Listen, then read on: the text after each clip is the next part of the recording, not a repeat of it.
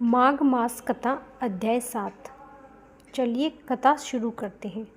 चित्रगुप्त ने उन दोनों के कर्मों की आलोचना करके दूतों से कहा कि बड़े भाई कुंडल को घोर नरक में डालो और दूसरे भाई विकुल को स्वर्ग में ले जाओ जहाँ उत्तम भोग है। तब एक दूत तो कुंडल को नरक में फेंकने के लिए गया और दूसरा दूत बड़ी नम्रता से कहने लगा कि हे विकुल, चलो तुम अच्छे कर्मों से स्वर्ग को प्राप्त होकर अनेक प्रकार के भोगों को भोगो।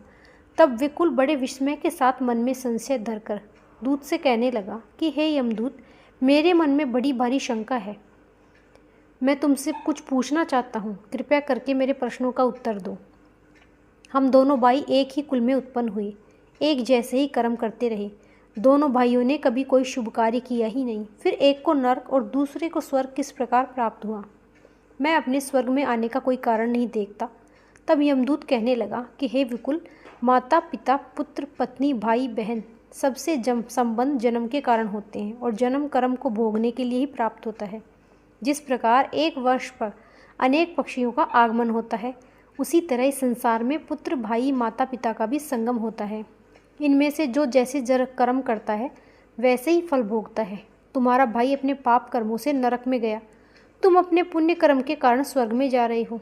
तब विकुल ने आश्चर्य से पूछा कि मैंने तो आज जन्म कोई धर्म का कार्य नहीं किया, सदैव पापों में लगा। मैं अपने पुण्य कर्म को नहीं जानता। यदि तुम मेरे पुण्य के कर्म को जानते हो तो कृपया करके बताओ। तब देवदूत कहने लगा कि मैं सब प्राणियों को भली भांति जानता हूँ, तुम नहीं जानते। सुनो, हरिमित्र का पुत्र सुमित्र नाम का ब्राह्मण था, जिसका आश्रम यमुना नदी के दक्षिण उत्तर दिशा में था। उसके साथ जंगल में ही तुम्हारी मित्रता हो गई और उसके साथ तुमने 2 बार माघ मास में श्री यमुना जी का स्नान किया था। पहली बार स्नान करने से तुम्हारे सब पाप नष्ट हो गए और दूसरी बार स्नान करने से तुमको स्वर्ग प्राप्त हो गया। सो हे वेश्य, तुमने 2 बार माघ मास में स्नान किया है, इसी के पुण्य फल से तुमको स्वर्ग प्राप्त हुआ और तुम्हारा भाई नरक को प्राप्त हुआ।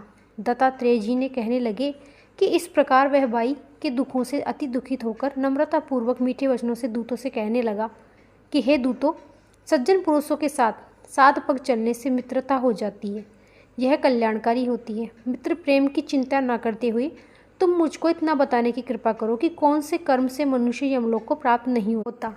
यह थी हमारी आज की कथा, माघ मास कथा अध्याय 7।